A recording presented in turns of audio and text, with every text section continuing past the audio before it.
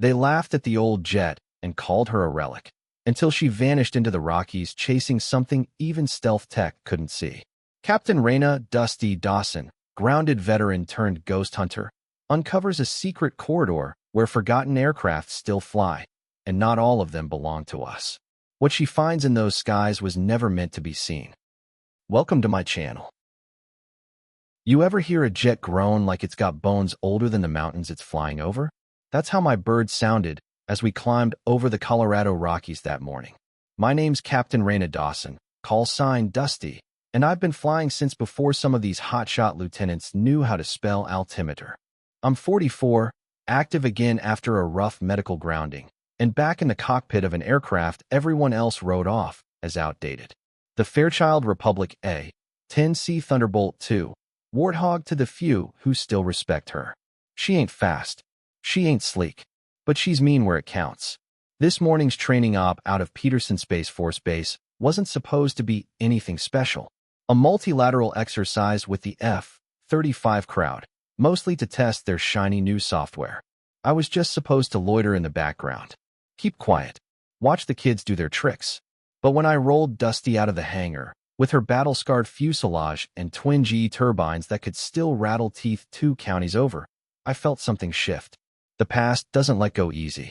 Not when the tail number still reads DS-2707. Delta 7. And anyone who's been around long enough knows that number. Knows the stories that come with it. Before climbing in, I always rest my palm over the old armor plating just behind the cockpit. That panel saved my life once. Took a missile hit in Kandahar and kept us flying just long enough to drag ourselves across the line. They bolted it back together after that. Didn't repaint it. Didn't need to. Some scars earn their keep. Most of the other pilots don't get it. They see me as the relic, call me ma'am, like I'm their mom trying to drive a tank through prom night.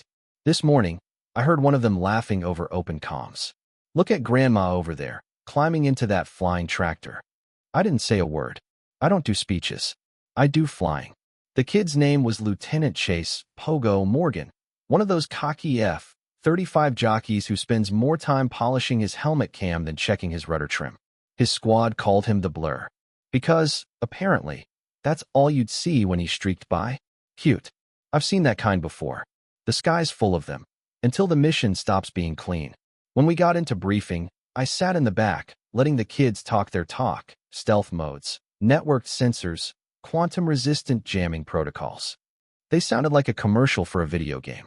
None of them even glanced at me, except for a young tech who whispered to his buddy, "Why's the museum exhibit in the flight roster?" Because this museum piece still flies. And some legends don't live in books. As we filed out to the tarmac, sunlight bounced off the sleek bodies of the 5th Gen jets. My A-10? She looked like she'd flown out of a scrapyard.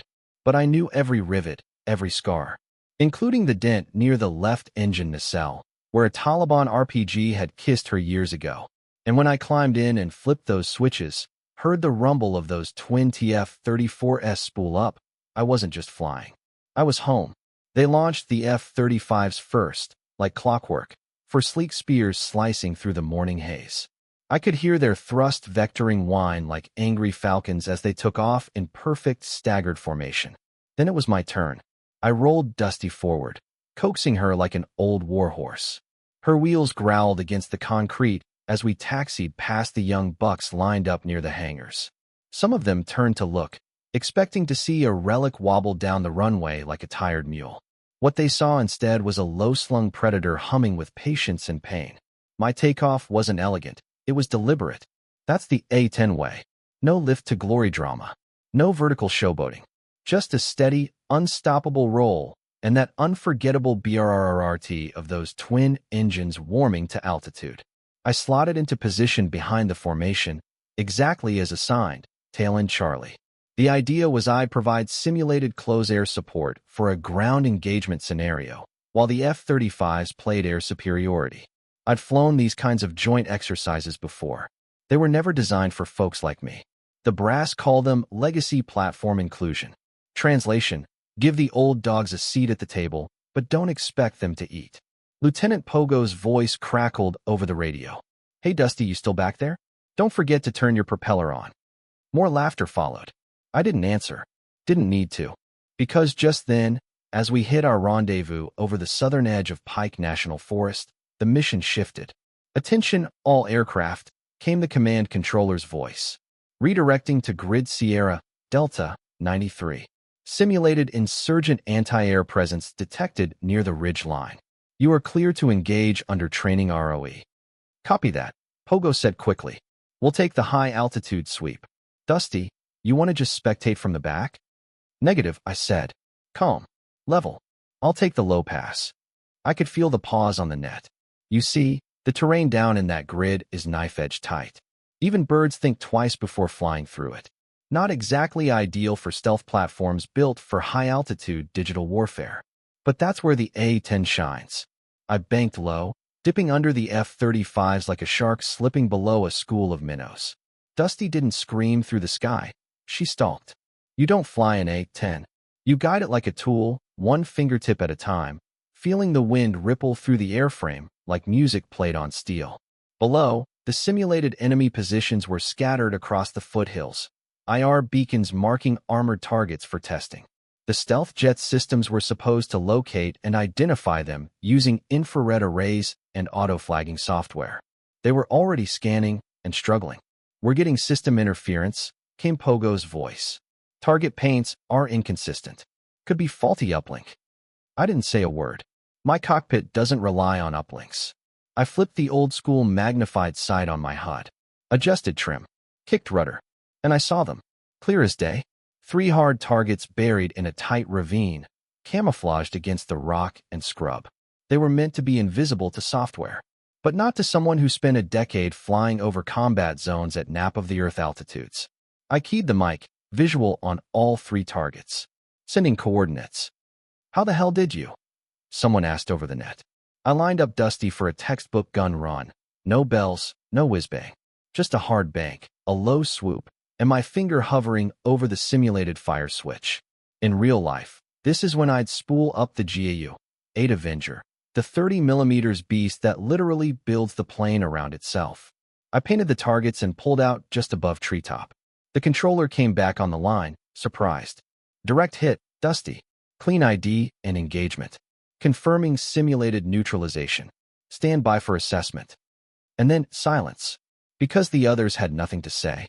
For a minute, all you could hear was my engines purring like 2 beasts napping after a kill. Pogo came on again, quieter this time. "Where'd you learn to spot from that angle?" "Years before you were flying anything heavier than your mom's minivan," I replied, dry but not cruel. He didn't answer, but from the sudden lack of chatter, I knew one thing. They'd seen the ghost in the formation, and she wasn't just here to spectate. After the simulated strike, I pulled Dusty into a lazy circle over the valley. The clouds hung low, casting shadows that crawled across the ridgelines like memories. From up here, the ground didn't look like terrain. It looked like a map, one I knew by heart, where every tree line and canyon edge had a story written in flares, tracers, and prayers. Control, be advised." One of the text voices came through with hesitation.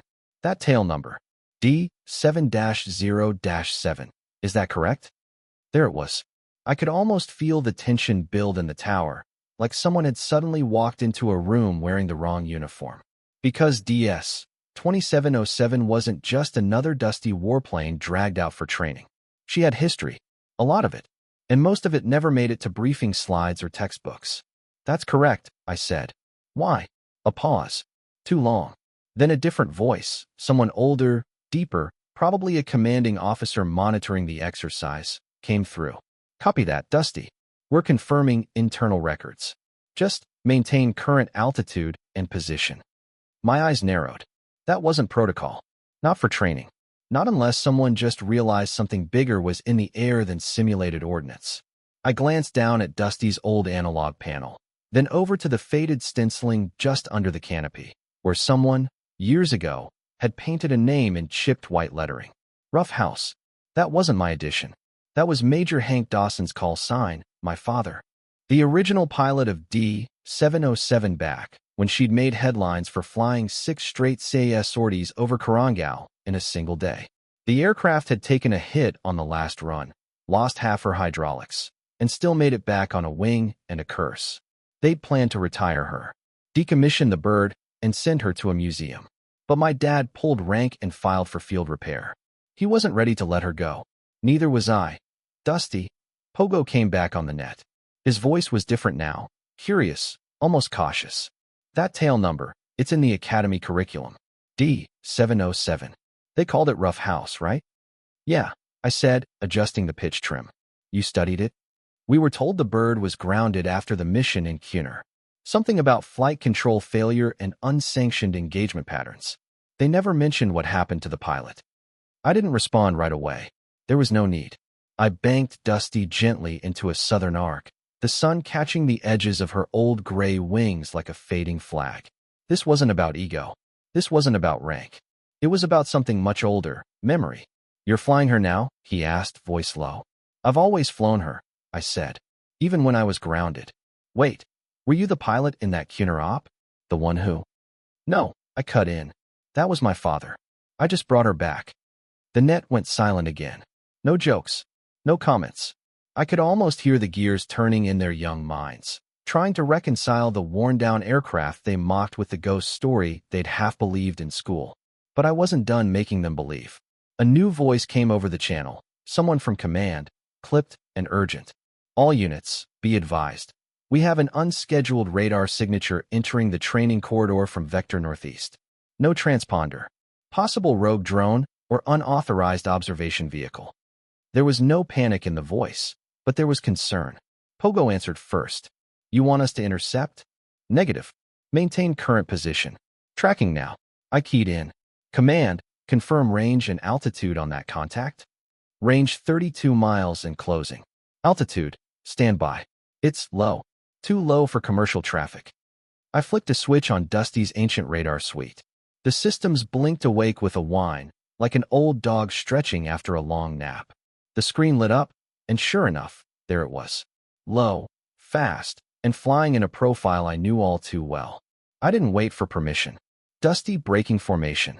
Going to check it out. Negative, Dusty, the officer barked. Hold position. Let the intercept team. Intercept team's too far. I'm 5 minutes out. I'll just take a look. Another pause. Then a reluctant, acknowledged. You're authorized to observe only. Do not engage. I pushed the throttle forward. Dusty's engines growled, not with speed, but with promise. As I dropped into the canyons, chasing the radar shadow of something flying where it shouldn't be, I felt a chill in my gut. Not fear, not quite. More like recognition. Something was wrong. Something they didn't train you for in simulators. Something only old ghosts could smell coming on the wind. And I had a feeling Rough House and I were about to find out why she'd never been allowed to retire.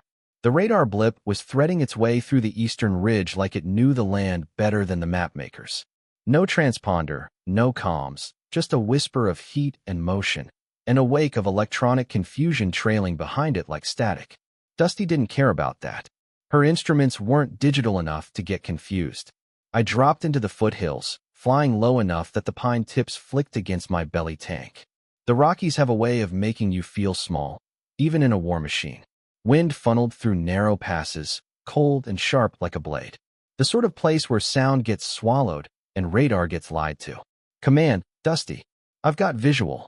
I radioed, eyes narrowing behind my visor. Unknown is a twin-engine prop, civilian paint. No markings, no signal. Low profile, evasive flight pattern. Looks like smuggler tactics to me. Copy that. Are you maintaining safe distance? Affirmative, I lied. The aircraft ahead of me wasn't built for combat, but it wasn't flying like a hobbyist either. Clean lines, short wingspan, fat belly. Probably hauling cargo, though the weight distribution looked off, nose heavy. Smugglers? Maybe, but they were flying too straight, too tight to the terrain. That was military discipline, not desperate evasion. That's when Dusty's old radar screen flashed again, another contact. Same heading, higher altitude, about 10 miles off. Command, second bogey. No transponder. Tracking same corridor. Silence. Say again, the controller replied. I've got two. Confirm? Negative. Only reading one from our side. That meant only one thing. The second aircraft was running ECM, electronic countermeasures. Modern radar wasn't seeing it. But Dusty? She was too old to be fooled. That's the secret of analog. It doesn't play the same game. so it can't be cheated. I pulled Dusty into a tighter trail behind the unknown aircraft and thumbed a small toggle near the throttle, one that looked like a relic but still worked. The targeting optics in the nose swiveled forward. The image that came up on my right-hand display made the hair on my arm stand up. Those weren't civilian mods. That was military gear, surveillance pods welded to the undercarriage. No serials, no flags, just matte black metal and hardened glass. They weren't just smuggling. They were watching. Dusty, came Pogo's voice, this time serious. We're rerouting to your location. Command's calling in ground intel. You need backup? Negative. Stay high. Let me ghost this one. My heart was pounding now, not from fear, but from something else. Something familiar. You spend enough time in combat, you learn to smell intention. And these folks? They were running a route too specific for random luck. They were mapping, testing, probably seeing what holes still existed in our airspace. That's when I noticed it. The aircraft ahead of me, let's call it the lead, jerked slightly, then shifted heading. Not dramatically, just enough to suggest they knew I was back here. Enough to tell me they'd seen me. And then they sped up. Command, led as attempting evasive maneuvers. Likely compromised. Recommend ground teams prepare intercept near Sector Charlie 6. Copy, Dusty. What's your fuel status? Half tank. Enough. I took a sharp turn and dropped even lower, using the terrain to mask my movement. Flying under radar is a dying art these days, but for us old souls, it's muscle memory. Dusty hugged the ground like she'd been born in the dirt. The enemy aircraft was fast, sure, but it couldn't outmatch experience and terrain reading. That's when I saw it. A flash of light from the canyon ridge.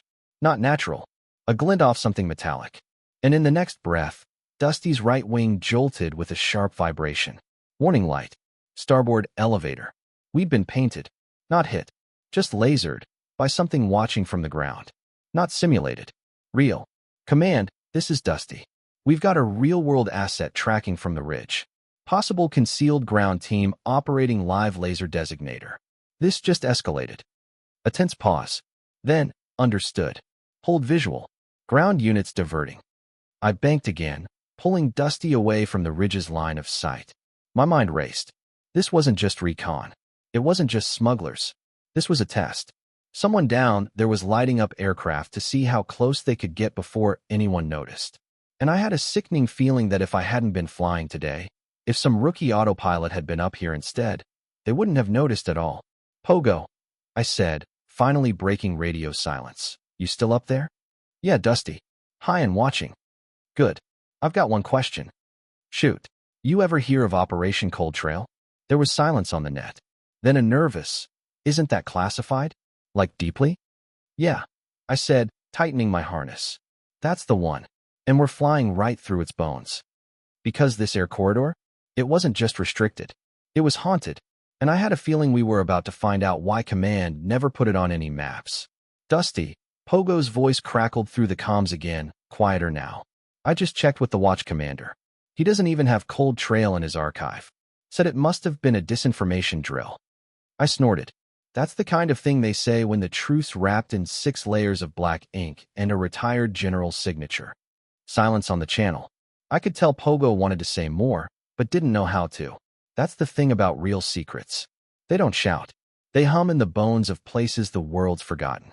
Dusty and I followed the intruder through the tightest part of the corridor, weaving low, hugging the rock faces like we were part of the canyon itself. I swear I could smell the gunpowder of old conflicts cooked into these stones. I remembered flying here with my father when I was 15. Backseat in a 2-seater A-10 on a quiet Sunday morning. He didn't say much. Just let me feel what the sky felt like when you weren't just flying it. You were working with it. He called this stretch Dead Man's Alley. Now I understood why. Dusty, command again. We've got a team from Fort Carson prepping to deploy ground intercept at Checkpoint Echo 3.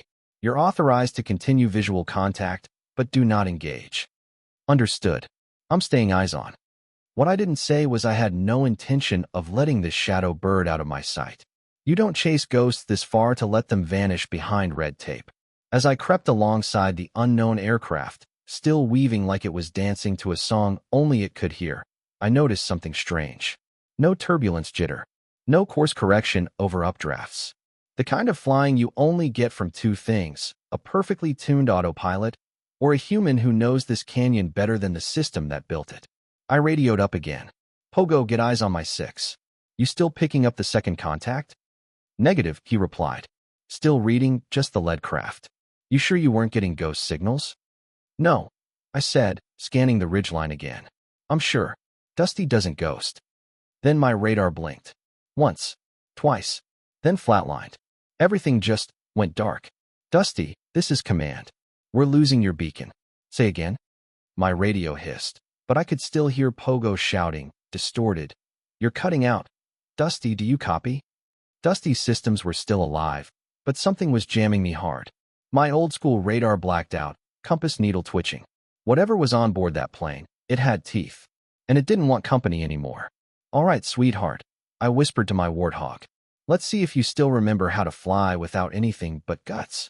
I killed the lights, shut off the external signal, and dropped altitude again, low enough to rattle the dead branches off scrub pines as I skimmed through a narrow pass. Every sense in my body went hot. My eyes weren't reading dials anymore. They were reading shadow, light, rhythm. Then I saw it, faint but real. A flare, mid-green, the kind you don't buy in stores. It arced up from behind a rock shelf like a signal to something watching above. Not a signal to me. To them. I banked hard and climbed, just enough to break the silhouette of the canyon rim. That's when I caught the second aircraft, hovering like a vulture. It hadn't left. It had been waiting. Sleek, matte black, no tail number, no lights, no sound but the low ripple of rotor wash barely visible in the dust. A tilt-rotor hybrid, something not on the books, not even in the Black Ops hardware manuals I'd seen back in the day. I hit my comm switch, not knowing if it would work. Command, this is Dusty. We've got an unmarked VTOL operating in blackout mode at coordinates. Static cut me off. Jammed again, but not before I saw it pivot and disappear into the rocks like a wraith. They knew I saw them. Now they were gone. I turned Dusty's nose back toward the smuggler plane, but the lead aircraft was already climbing. Fast. Running. I throttled to keep pace, but the jet was faster than me, and now the corridor was flattening into open range. They were done hiding. Command, I tried again. They've gone active. Unknown aircraft climbing out of canyon, heading southeast toward Pueblo airspace. Repeat, possible breach of civilian corridor. No reply. I tapped the comm, nothing. That's when I remembered something my father once said. When the signals die, the sky doesn't go quiet. It just starts speaking a different language. And the message today was clear. Someone was flying through our blind spots, and someone else was making sure we stayed blind. I lost visual contact just south of the ridgeline. The tilt-rotor ghost had vanished clean, and the smuggler plane had clawed upward in a high altitude where Dusty couldn't follow. But I didn't chase. I just hovered in the silence, letting Dusty glide on momentum and instinct. That kind of vanishing act wasn't something you saw in open sky. That was planned, coordinated. They weren't running from me. They were running a play, one with layers. My comms buzzed. Finally, a voice cracked through. Dusty, this is Viper Control, do you read? Barely, I replied. You lost me. For almost 10 minutes. Your transponder disappeared. So did your radio. That's because someone didn't want me talking. Another voice broke in, calm, precise, the kind of voice that had authority stitched into its very rhythm. This is Colonel Bragg, Tactical Oversight Command. Captain Dawson, return to base immediately. We are initiating an intercept with NORAD assets. Your data stream is being scrubbed. Do not pursue. I narrowed my eyes. You're scrubbing my data? Standard protocol for unauthorized flight contact in restricted training airspace, Bragg said. This wasn't a training glitch, Colonel, I snapped. That was coordinated infiltration using military-adjacent flight paths. Somebody ran a play through Cold Trail. A pause. You are not cleared to discuss Operation Cold Trail. I wasn't cleared to watch it unfold either, but here we are, I said, pulling Dusty into a slow northern turn, heading for base. Let me ask you something. How long have those birds been testing this corridor? Silence. Sir. More silence. Then, RTB immediately, Captain. Debrief upon landing. Do not speak of this further on unsecured channels. I could practically see him pulling his tie tight while a team of analysts tried to figure out how I'd spotted something their billion-dollar toys couldn't. I looked down at my instruments. Dusty's radar was slowly returning to life. Not gracefully, but defiantly, like a mule waking up from sedation. A small green dot blinked across the edge of the screen for half a second. Then it was gone again. They'd left a footprint. Just one, but enough to prove I hadn't been chasing ghosts. As I brought Dusty back toward Peterson Airfield, I passed over the old proving grounds north of Cannon City. I knew what was down there. Hangars that didn't show up on satellite maps. Runways built decades ago and buried under gravel. That's where Cold Trail had started, if you knew where to look. Dusty dipped her wings slightly as we passed the coordinates, like even she remembered. When I landed, no one greeted me at the apron. That's how I knew this wasn't over. I shut down Dusty's engines and climbed out into the afternoon sun, stretching my back as the heat rose off the tarmac. Across the flight line, the F-35s were parked in perfect rows, sleek, silent, smug. Pogo stood near his jet, helmet tucked under his arm. His eyes met mine across the concrete. No smirk, just a nod. Small, respectful. He'd seen enough to know something real had happened out there. And maybe that was enough for now. But as I stepped off the ladder, I noticed a white SUV rolling across the base access road. No military markings. Government plates. The kind of vehicle that shows up when someone higher up decides the truth needs to be massaged. Two men stepped out. One with a clipboard, the other with that stiff smile they teach you in clandestine briefing schools. They walked right past the maintenance crew. Right past the operations tower. Straight toward me. "Captain Dawson?" the first one asked. "Depends who's asking." "Department of Advanced Threat Assessment," he said. "No badge. Just the name." "Cute title," I said. "Sounds like a division of the Tooth Fairy. We'd like to speak with you. About what you encountered in Grid Sierra Delta 93. "Sure," I said, pulling off my gloves. "But just so you know, I'm not a fan of erasers." He didn't laugh. They led me toward the SUV. Not to arrest me. No handcuffs, no threats. Just quiet urgency. They wanted information, not leverage. That was worse. Inside the vehicle, the air was cool and smelled faintly of leather and ozone. The man in the passenger seat handed me a tablet.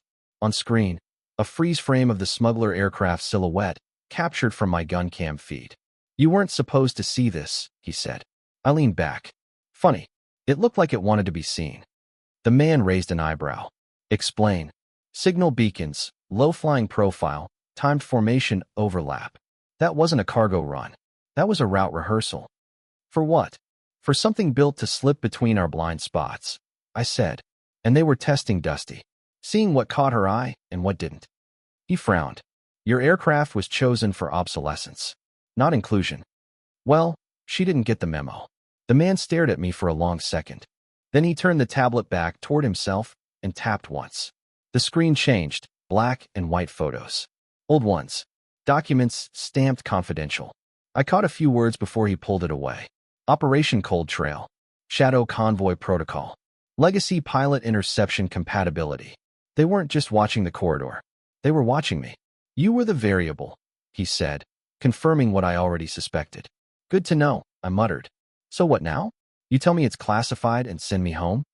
He smiled thinly. "Not quite. You're being reassigned." I blinked. Reassigned? To a unit that doesn't exist. At least, not officially. The SUV rolled forward toward a hangar I hadn't seen open in 20 years. A steel beast tucked into the side of the mountain, guarded by silence and memory. And that's when I realized. This wasn't the end of Dusty's flight. It was just the start of the next mission. The SUV rolled up to a slab of reinforced steel disguised as a mountain wall. The kind of place you'd drive past 1,000 times without realizing it had hinges. I'd always heard rumors about Hangar 9, back in the early days, when Peterson was just an airfield with ambition. The ghosts talked about it like it was a vault of the weird and the forbidden. A place where old birds went when they weren't ready for museums, but couldn't be left in the wild, either. Now I was rolling right into it. No guards. No gates.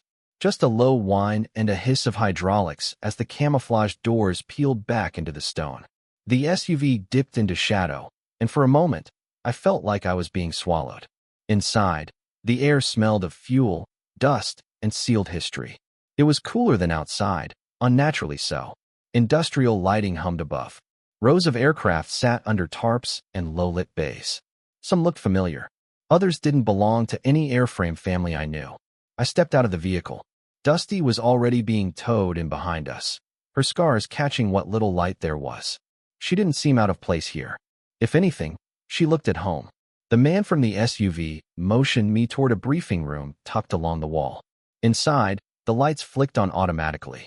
The table was bare except for a metal case and a stack of files that looked like they hadn't seen sunlight since Desert Storm. He gestured to a chair. "Sit down, Captain. Let's talk about the truth." I sat. He opened the case, revealing a flat-screen terminal with a familiar logo, black triangle, white wings, and a symbol I'd only seen once before, on my father's jacket, years after he'd retired. S-9 Division, Spectre Recon Flight Group. "You know what this is?" he asked. "I've heard the name," I replied slowly. "Unofficial Close Air Support Recon Wing. Disbanded after Bosnia. Files buried." "Not buried. Just classified under Legacy Protocol. You're sitting in its primary operating cell." He slid one of the folders across to me. It was labeled simply, DS 2707 Flight Record, Active. My pulse kicked. Active? I thought Cold Trail was shut down after the border breach. He smiled, but there was no warmth in it. Cold Trail was never shut down. Just rerouted. Monitored. And now, reactivated. He tapped the terminal. A map appeared: Colorado, Utah, New Mexico. 3 overlapping corridors with encrypted flight paths and a strange series of markers that looked like signal towers, but off-grid. "These are the new holes," he said. "And they're getting wider." I leaned forward. "And that craft I saw today?" "A Ghost Runner," he said. "Custom platform, modular payload. Built for one thing: testing our blind spots. It's been flying recon loops for months. Same corridor. Same time window. Always below radar. But today," he looked me square in the eyes. "You saw it." "Because I was flying analog," I said. "No," he said. "Because you were flying. The aircraft was secondary. We've flown the corridor with drones and legacy AI. None of them spotted it. You did. Which means they weren't just testing our tech," I muttered. "They were testing our people." He nodded. "Exactly." A quiet settled in the room, broken only by the hum of the lights. "So what now?" I asked. "You want me to go back up there and flush them out?" He shook his head. "We're past flushing. We need to track, predict, intercept before they get into civ airspace. You're being reassigned to Spectre flight under conditional reactivation of Cold Trail." He slid another folder to me. This one thinner. Inside was a flight roster, 4 names. All old. All retired. Except mine. "You're bringing back the legends," I said. "We're bringing back the ones who remember how to fly without an instruction manual." I closed the folder. My eyes drifted back to the hangar through the glass panel. Dusty sat parked, her nose still pointed slightly downward like she was just resting, not waiting. "You ever wonder why they called her Rough House?" I asked the agent. He looked at me, confused. "Wasn't that your father's call sign?" "No," I said. "It wasn't. It was hers." He raised a brow. "When the first Gulf War kicked off, Dusty flew 17 missions in 3 days. Took 2 missile hits. Lost hydraulics. And still dropped precision payloads that saved 100 ground-pounders in a canyon no other jet could reach." I stood and walked to the window, hand on the glass. "They gave her a name because she fought like a street brawler. Dirty, unrelenting, and too stubborn to die. She's not the only one, is she?" the man asked. I turned, eyes hard. "Not by a long shot." He handed me a keycard. "Your wheel's up in 48 hours. Briefing tomorrow. You'll be flying solo until the rest of the unit arrives." "What's the mission?" He hesitated, then said one word. "Confirmation." Of what, he didn't say, but I already knew. Somewhere out there, something was probing the gaps, flying between the lines of history and detection. And now it was my job to prove it was real. 2 days later, I stood alone at the edge of the tarmac inside Hangar 9, dressed in flight gear that looked more like something out of a Cold War time capsule than a modern combat kit.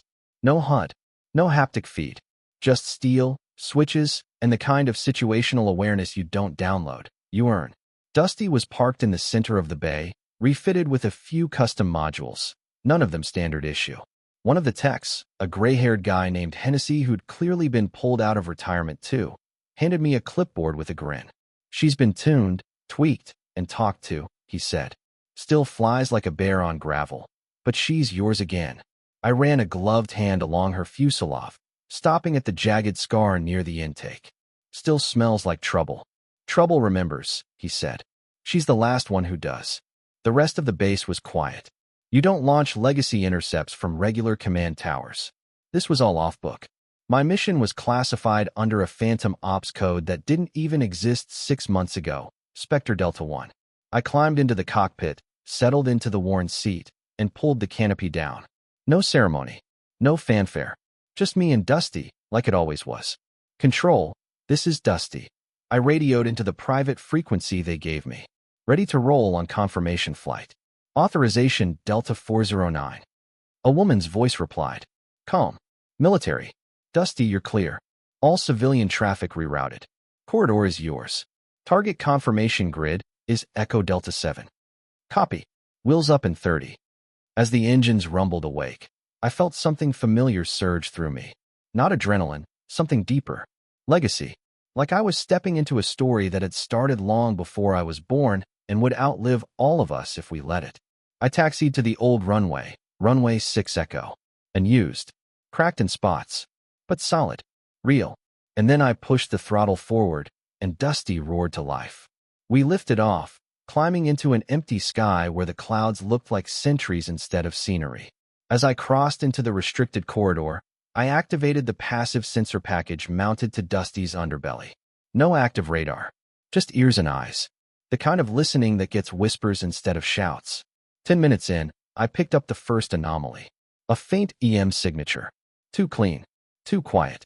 I let Dusty drift into a glide and reduced the heat profile by 60%. Like we were vanishing. Not from the radar. There wasn't any out here, but from whoever else might be watching. Then I saw it. Straight ahead, hugging the tree line at 300 feet, was the same plane I'd spotted 3 days ago. White body. Civilian paint. No tail number. But now, I was close enough to see more. There were no windows. No visible cockpit. And it wasn't flying, it was drifting. Like it was being pulled rather than propelled. I keyed the mic. Control. I have visual. Confirming unmarked aircraft. Matches previous description. A pause. Understood, Dusty. Maintain visual. Do not engage unless fired upon. That wasn't comforting. I tracked the bogey through the next 10 miles of the corridor, keeping altitude steady and speed minimal. I wasn't here to catch it. I was here to see where it was going. And that's when it dipped below the trees. Not crashed. Landed. Like it knew the terrain better than I did. Dusty, this is Control. You still have contact? Negative. They've landed. Grid mark Echo 7 Bravo. Remote forest sector. Control went silent. I could hear the gears turning. Then came the words I didn't expect. Permission granted for low recon pass. Visual only. Repeat. Do not engage. Roger, I said and dropped low. The treetops brushed against Dusty's underbelly as we carved a slow, low sweep over the clearing. And there it was. A hidden strip, dug into the trees like a scar. Camouflaged netting over what looked like modular hangars. Not government. Not civilian. Private. Unaffiliated. I snapped 2 photos through Dusty's analog cam and pulled away. But not before I saw something that made my blood run cold. Another tilt rotor. The same one from the canyon. Its rotors folded back like a bird at rest, black as night, and covered in anti-reflective paint. It had no flags. No designations. But written faintly in grease pencil across the side were 2 letters. S9. I pulled Dusty into a climb and keyed the mic. Control. We have a problem. Say again. They're not just testing blind spots. They're using our legacy hardware. Spectre models. S9 rotors. Ghost hulls. Silence. Then a different voice came on. Deeper. Older. Dusty. Return to base immediately. This is now a Tier 7 intel priority. We'll handle the rest. Roger, I said, but I knew the truth. They weren't going to handle it. They were going to bury it. And I'd just confirmed that whoever was behind these flights wasn't foreign. They were from inside. I didn't fly straight back to base. Not because I disobeyed orders. Technically, I was still on course. But Dusty and we took the long way. A lazy curve westward through the upper ridge channels, giving me time to think. Time to process. They were using S9 tech. Our tech. Ghost hardware repurposed by someone who either outranked every agency I'd ever heard of, or existed so far off the books they didn't even leave shadows. When I landed, no one met me. No SUV this time. No clipboard agent. Just the empty edge of Hangar 9 and a quiet row of toolboxes that hadn't moved since the Cold War ended. I shut Dusty down and slid the canopy open, the Colorado dusk settling like a wool blanket across the mountains. As I climbed down, a single figure stepped out of the shadows near the hangar entrance. It was Hennessy, the old tech. "Thought they'd have you locked in a briefing room by now," he said, handing me a thermos of black coffee. "They're probably still deciding if I'm a problem or a solution," I muttered. He nodded. "You ever hear of Project Eidolon?" I froze. That name hadn't been spoken in decades, not outside secure ops rooms. "That was a red-level ghost op," I said. "Deniable assets. Non-uniform surveillance units. Legacy aircraft only. It was shut down after Chile." He leaned on the railing. "Wasn't shut down. Just folded inward. Quieted. But the gear? The doctrine? It's still out there." "You're saying Eidolon's still active?" He didn't answer. Just looked out toward the far edge of the mountain, where the trees grew thicker and the ridgelines hid things you couldn't always unsee. "Those birds you spotted," he said. "They aren't test craft. They're residuals. Old ops never cleaned up. They were built under black contracts, flown under assumed units, and when the missions ended, they kept flying." I finished. He nodded slowly. "The ghosts never landed. They just changed corridors." I took a long sip of the coffee, watching a light blink faintly in the far tree line, probably a weather tower. Or maybe not. "So what's the endgame?" I asked. "Who's running them now?" He hesitated, then pulled a small drive from his jacket pocket. "After Bosnia, I was assigned to asset decommissioning. My job was to retire the birds that saw too much. I couldn't scrap all of them. Some got away, but I kept the logs. This," he said, holding out the drive, "is what's left of the manifest." I took it carefully, like it might detonate. "Why me?" "Because you flew her," he said, nodding toward Dusty. "And she was built for this kind of fight. Old bones. Old guts. No wires to hack. No code to override. Just instinct and steel." I slipped the drive into my flight jacket. "You're going off-grid?" He chuckled. "I've been off-grid since '03. I'm just getting quieter." And with that, he turned and walked into the night, disappearing between the shadows like he belonged to them. I stayed on the flight line for a long while, watching the stars punch through the dark. The cold bit deep. The kind of cold that reminded you this wasn't a war you won in the air. It was one you endured. Inside Hangar 9, I plugged the drive into a secure console. No Wi-Fi. No signal bleed. Just silicon and silence. The manifest popped up like a list of dead names. Only they weren't dead. Aircraft ID, G-72A Phantom Wasp. Last known status, active. Corridor, Alaska Range, night recon loops. Pilot tag, unassigned, autonomous Echo. Aircraft ID, DS-2707 Ghost Tooth. Status, MIA. Corridor, Baja Strip. Remarks, legacy recon craft repurposed for ISR. Last contact, 14 months ago. Aircraft ID, FT-1087 Widowmaker. Status, archived. Pilot, Captain Monroe, deceased. Assigned to, Close Air/Spectre Legacy Preservation. I stopped at that one. I remembered Widowmaker. Everyone did. And then came the final file. Aircraft ID, A-10X Dusty. Status, active. Pilot, Captain Dawson. Assignment, Spectre Flight, reactivate Ops Tier 7. Target corridor, unknown. To be chosen by operator. A line at the bottom blinked in amber. Operator discretion authorized. Mission criteria, confirmation, containment, correction. It wasn't a mission. It was a mandate. A war we weren't supposed to know we were fighting, but one I'd already flown into. I leaned back, heart pounding in a way that felt like déjà vu and destiny all tangled together. They wanted confirmation. Well, they had it. But if they wanted containment, they'd better be ready for the last part too. Correction. And that was Dusty and me. One more run. One more corridor. The final mission briefing came at 0300 hours. No folder. No screen. Just a voice over a secured channel, masked through 4 relay towers. They didn't say who they were, only that they'd cleared the corridor. This wasn't for the press. Wasn't for medals. This was for closure. Not the kind people talk about at memorials. The kind that comes from putting something back in the ground when it refuses to stay buried. I rolled Dusty out of Hangar 9 myself. No ground crew. No tower. Just me, her, and the whisper of a dozen ghost stories circling the concrete. Last ride, girl, I whispered, patting the fuselage. One more time, through the dark. The night sky was velvet black above the Colorado highlands. The stars looked sharper somehow. Like even they knew this flight wasn't routine. Takeoff was smooth. Smooth in that way that makes you nervous. Like the sky had taken a deep breath and was holding it just for us. I banked west, toward the forgotten stretch of airspace the logs had flagged. Corridor Tango Zulu 9. Officially decommissioned after 97. Unofficially? No such thing. As Dusty climbed, her systems hummed like they remembered this part of the war. She was awake now, fully. That old Warthog heart thrumming like a war drum. 30 minutes in, I hit the first marker. A cold spike of signal, the same signature from that drift plane. They were back. Only this time, I wasn't following. I was waiting. I dropped altitude, killed my lights, and slipped into a low ravine between snow-packed ridgelines. We glided in silence, Dusty's engines barely above idle. Then I saw them. 3 shapes, running in echelon. 1 tiltrotor. 2 drones, long-body types I'd never seen, with inverted wings and high-efficiency solar panels. They weren't flying low to avoid detection. They were living here, operating like migratory birds that didn't belong to any flag.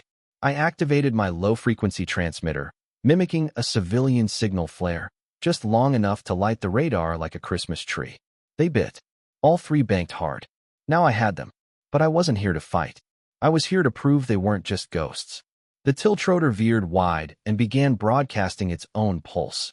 A disruptor signal, scrambling telemetry and targeting locks.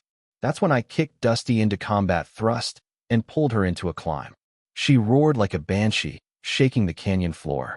I looped once, forcing the drones to follow. But they weren't agile. Too fast. Too clean.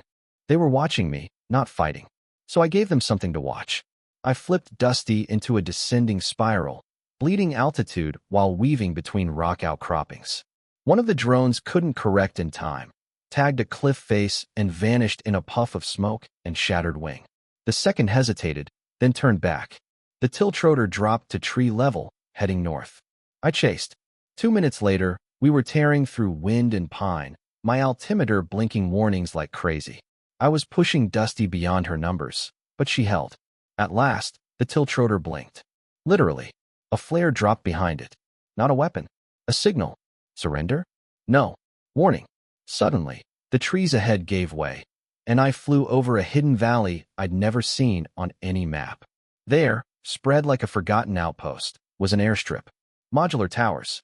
Landing pads. And a hangar. One hangar. Painted black. On the roof, a faded insignia. S9. This was their nest. The ghost pilots. The birds that never retired. The missions that no one would own. I pulled Dusty into a lazy bank and circled, snapping photos with analog cams and visual scans. No electronic logs. Nothing that could be hacked or denied. As I pulled away, 2 more drones lifted from the field, but didn't chase. They escorted me out. Whoever they were, they wanted me to see it. To know. Back at Peterson, no one met me when I landed again. But the lights in Hangar 9 were on. Inside was a plain metal box. Inside that box, a commendation coin. Custom engraved. Spectre flight, corridor confirmed. Underneath, some ghosts never fade. And a note. We saw it. We logged it. And we'll deny it if asked. But we thank you for the eyes and the courage. Corridor Tango Zulu 9 is officially burned. Mission, correction complete. That was it. No debrief. No ceremony. Just closure, written in code and sealed in silence. A week later, Dusty was moved again. Not to storage. To deployment rotation. Spectre flight was active again. Quiet. Shadowed. But flying. And I was told I'd have final say on who joined us. Because out here, where the sky holds secrets and silence speaks louder than any metal, we don't need the fastest or the flashiest. We need the stubborn, the scarred, the ones who understand that some aircraft don't retire, and some pilots never truly land.